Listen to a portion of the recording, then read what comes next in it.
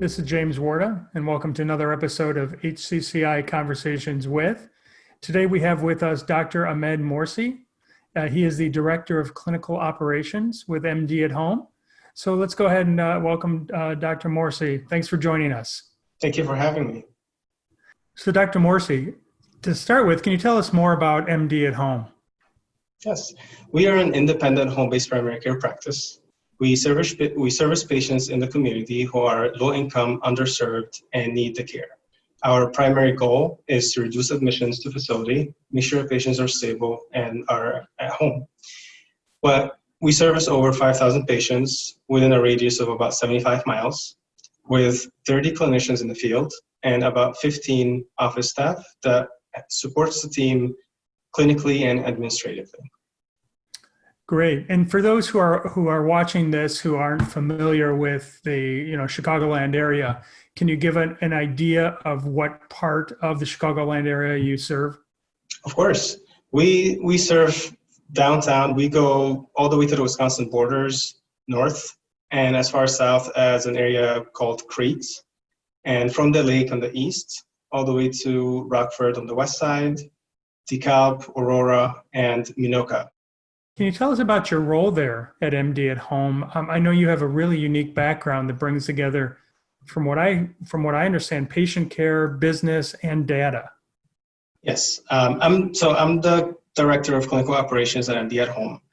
I use data on a daily basis to ensure that we bridge the gap in health and make sure that whatever is needed for our patients is developed in a standardized care plan to ensure that the care that's rendered is at the highest quality possible. My background in both medicine and business has allowed me to deal with different individuals who are in the team, whether clinicians or non-clinicians, who come from different backgrounds, to allow me to share that data with them and the data analysis and develop plans to ensure that every patient receives the best quality care that is available in the community. What do you think the level of awareness is in the area you serve with providers, practices, the public about home-based primary care? I believe in our community, specifically Chicago, but in general the healthcare community, home-based primary care has been receiving some exposure. It has come a long way from the time I was exposed myself to home-based primary care or home care in general. What do you see as the barriers to awareness? So let's just take providers and practices.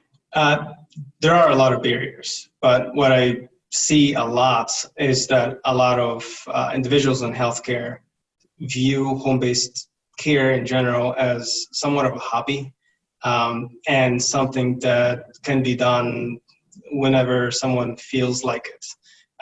They don't see it as a vehicle to rendering care to patients with quality care, to be more specific. They view that you need to have brick and mortar, you need to have a full facility with full equipment and make sure the patient is coming to the practice to render the care. They can't view it from a way where quality care can actually be delivered. They also, from what I see a lot, is that a lot of providers, specifically physicians or nurse practitioners alike, or physician assistants, are not exposed to it during training. Now, we've been lucky. I've been seeing a lot of residency programs recently implementing home-based primary care during some of their rotations, which is amazing. I wish every single residency program implements it, both family and internal. However, we don't see that as much as we'd like to. I think from there, we would be able to see more practitioners who are open-minded about home-based primary care and who learn more about home-based primary care and recognize it as an integral part of the healthcare system. Kind of shifting a little bit here, I know MD at Home obviously works with a variety of health plans, right? And so are there any lessons learned that you can share with your fellow providers, practices that might be watching this? Any lessons learned in that contracting process with payers? Perseverance is key to success in contracting. We also notice that we are dealing with a lot of individuals on the other side who don't really understand home-based primary care and the value it brings to the community. They don't understand how it functions. They don't understand anything when it comes to outside of brick and mortar. Now, some of them do have that knowledge. However, you need to get to these individuals on the contracting side. The in-between person, the contractor who is talking to you directly about the contract, might have no idea. And so the best way is try to get to the point where we're talking to a CMO or someone who's clinically knowledgeable to be able to explain how home-based primary care works, how we're able to render quality care, and how we can help them reduce overall costs for their patients. Only by doing these different steps, we're able to achieve good contracting, a good contract with the system. Great. And CMO, Chief Medical Officer? Yes. So when you're talking with that Chief Medical Officer or, whoever that key person is, what is it that makes that light bulb go on for them? What makes that light bulb goes on is when they hear that we're able to render consistent care with data in the community and to the underserved patients, low income, without picking specific areas or nitpicking patients to ensure that they're home stable as much as possible. When we start bringing that to the table, they understand that we are rendering consistent care from a perspective of reading numbers, following data, and having the ability to follow through on what we're discussing. It's one thing to come to the table and say we're able to do ABC. However, when you come in and say you have this number of patients with this much cost, and we're able to do ABC, which will translate into numbers, and then bring back the numbers and show the reflection of the results for all of our hard labor, then they're able to see that there is true value in home-based primary care that you cannot achieve in a facility or a brick and mortar. Dr. Morsy, how does MD at Home integrate with other fields like hospice, palliative care, to ensure that there's a seamless continuum of care for the patient? We have developed an interdisciplinary quality team that we work with closely, whether it's home health, hospice, palliative care, mental health professionals, dietitians, and so on and so forth. What we have done is we've coordinated care with every member of the interdisciplinary team to ensure that our care plan is rendered in the community in accordance to what the care team is able to deliver as well. Everything we conduct at MD at Home is evidence-based, and what we expect from our partners is to do the same thing. Now, we work with close to 600 home health agencies, hospice, and palliative care agencies as well. And so in order for us to make sure that the care is rendered appropriately and with a high quality, we also use data. So we have started engaging our partners as well in the community from home health, hospice, or mental health professionals, dietitians, and so on and so forth in using that data and leveraging it. And so we have consistent meetings. We ensure that everybody's accountable for the care. We expect them to hold us accountable for the care as well, again, by using data and leveraging that data for the benefit of the patients and the benefit of improving the quality of the care delivered in the community. Do you hear back from the patients when things are going well, when that integration is going well? Do you hear back from the patients that they're feeling that integration? And do you hear back when they're not feeling that integration? Patients are the best people who can tell you what is exactly happening. They will pick up the phone and tell you right away if something is wrong or something is going great. And we feel it every day. When a patient calls and says, I love that you sent a dietitian, or I love that you sent a mental health professional, or I love my nurse, thank you for sending her. And it doesn't stop there. Obviously, you can also see the change in behavior or the change in compliance, the change in the conditions in general by hearing the patient, the way the patient is communicating with the office or their caregivers. Let's not forget that the caregivers also have that burden of caring for the patient. And they are the number one advocate for the patient. So we hear a lot of feedback from them, whether they need improvement in the collaboration or praise for the collaboration. You talked a little bit about the caregiver role. It's easy to overlook that role as we're talking about patients and providers and practices. Tell me your thoughts on the role of the caregiver in making this all work.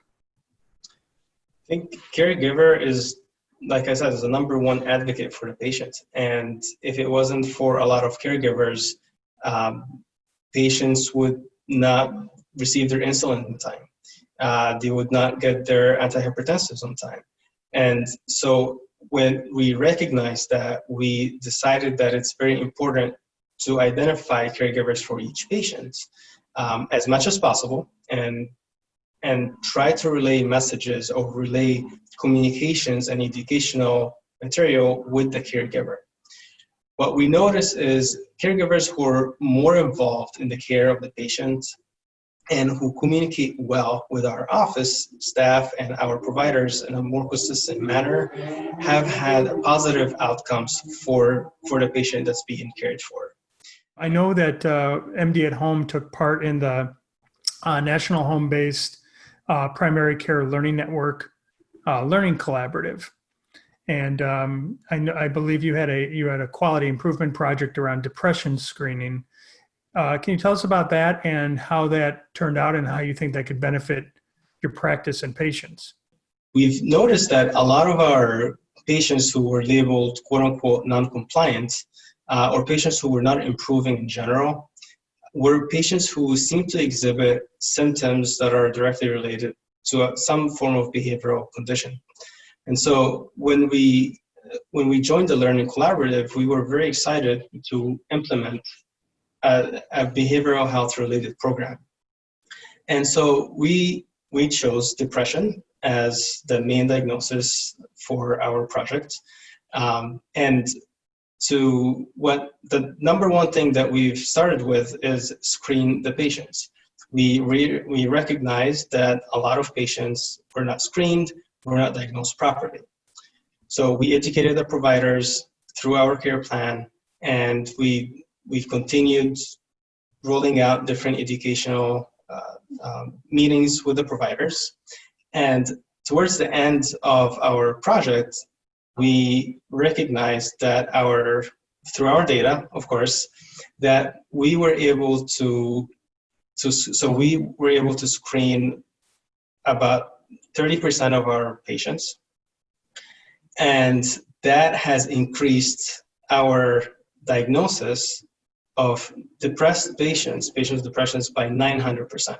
We were able to address those patients with these diagnoses by finding resources for them. And with these resources, as we implemented them, whether it's LCSWs or licensed psychologists, which again, not as available as we would like, but with the amount of patients who are able to get these resources, we've seen an improvement in their compliance, an improvement in their overall care. And so that was a huge step for us. And we recognized that this is not something that will stop with the Learning Collaborative. And until today, we're still making improvements to our behavioral care plan and identifying different gaps so that we can identify resources to fill these gaps. I would imagine too that depression and behavioral health is a even larger issue with the pandemic and isolation and loneliness and everything else. We have seen an increase in that.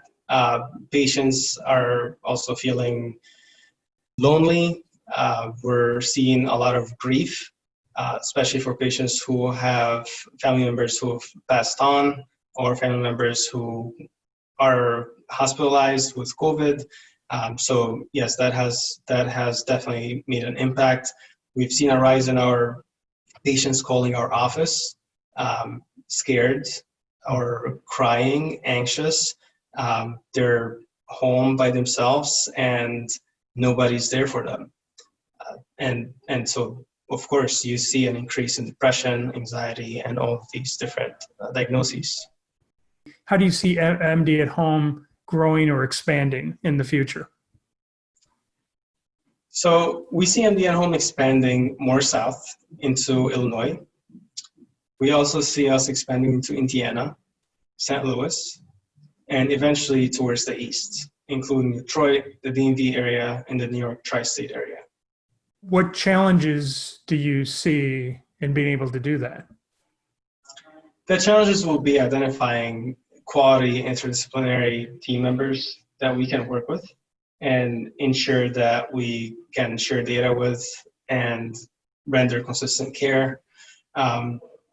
Teaching our team members also how to use data and how to leverage that data and analyze it so that they can share it back with us and give us the ability to continue developing and improving our care that we render in the community, and replicating what we're doing here in the community in Chicago.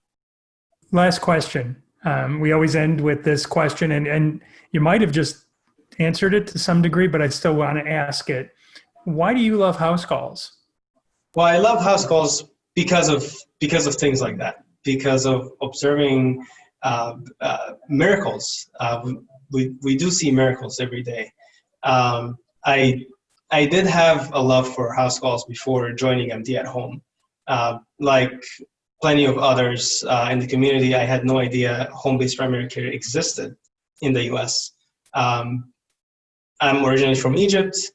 We had a family doctor who used to come and see us from when we were babies. He saw everybody in the family. He knew about everybody, and he was there for us on events, and he saved our family members who were misdiagnosed in facilities.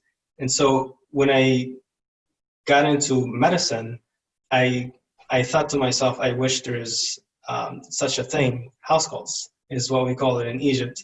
I wish there are house calls here in the US. And so I ran into MD at home, and I couldn't believe it. And every day I try to bring this doctor to life through the different programs that we roll out and through my training to every provider to make sure that whatever he did for my family is out there for our extended family here in the Chicago community, our patients. Wow. Well, sounds like you're bringing destiny and data together. Yeah. So, well, thank you. Thank you very much for doing this. We really appreciate it. And thank you for joining us for another episode of HCCI Conversations With. We'll see you in the future, and have a really great day. Bye.